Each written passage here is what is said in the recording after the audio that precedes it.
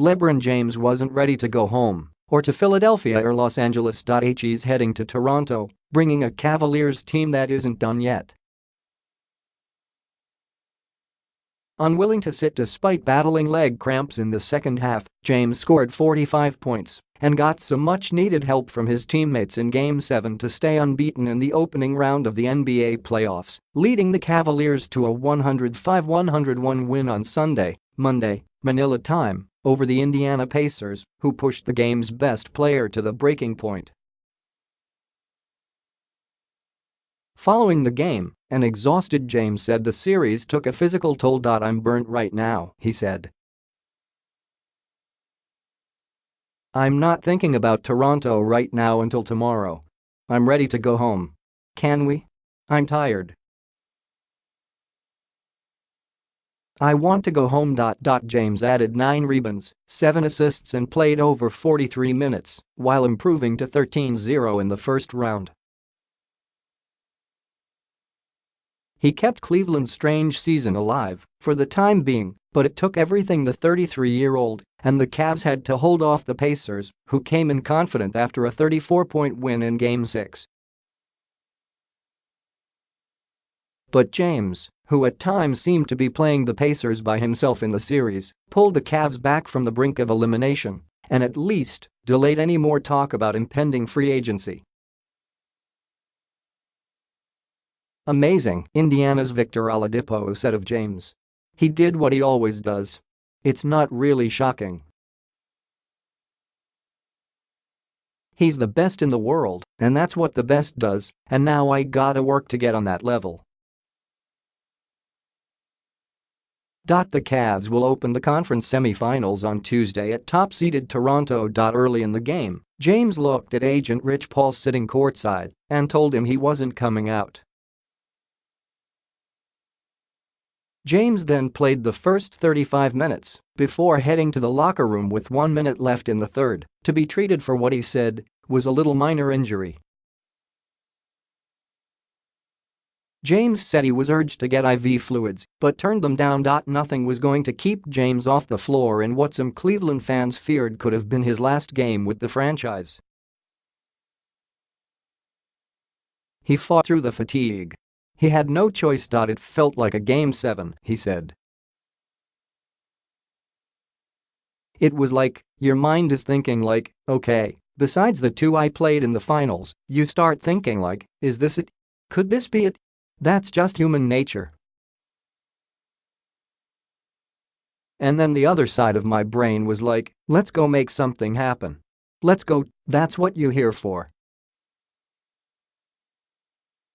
You're here to make plays, you're the leader. The Cavs got a huge lift from Tristan Thompson, who played just 24 minutes in the first 6 games but made a rare start as Cavs coach Tyronn Lue used his 34th different starting lineup this season.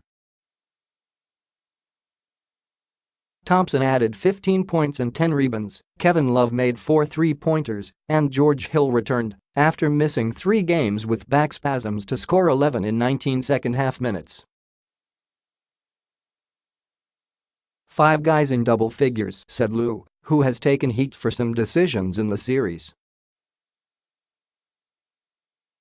But I'm just happy for Tristan because he's been here with us for so long and been through all of the things we've been through over the course of the last 4 years, and to step in and play the way he did, I'm just so happy for him. Oladipo scored 30 and Darren Collison had 23 for the Pacers, who were still within 4 in the final minute before a cutting James scored on a bullet pass from Kyle Korver with 30 seconds left. Best receiver in the NBA, Korver said of James. Just got to put it up there for him. Oladipo hit a three-pointer at the horn and was immediately embraced by James, who had never played a first-round Game 7 and was in jeopardy of seeing an 8th trip to the finals end quickly. Honestly, I think we were the better team, and they had the best player in the world, Pacers forward Trevor Booker said.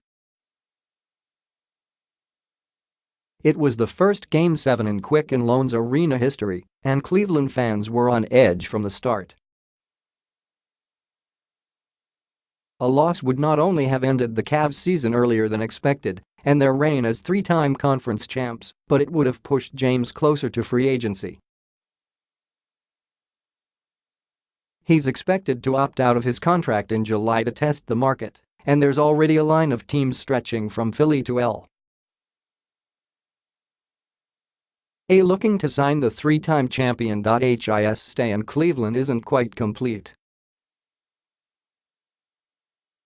Trust factor. After the Cavs were rocked in Game 6, Lou knew he needed to shake things up, so he started players he trusts most. Korver got the nod along with James, Love, Smith, and Thompson, the four holdovers from the three finals teams.